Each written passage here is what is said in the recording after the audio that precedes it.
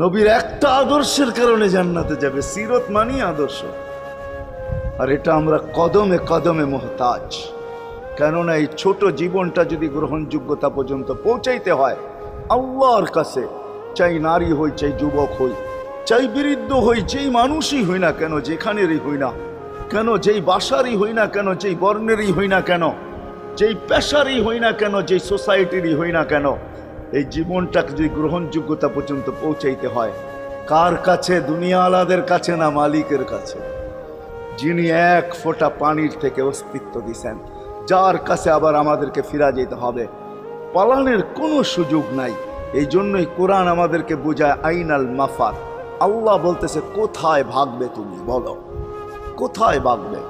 কবির কথাই সত্য, যদিও নাকি পালাও তুমি আকাশেতে লাগিয়ে সিঁড়ি, সিঁড়ি লাগাও যদি আকাশ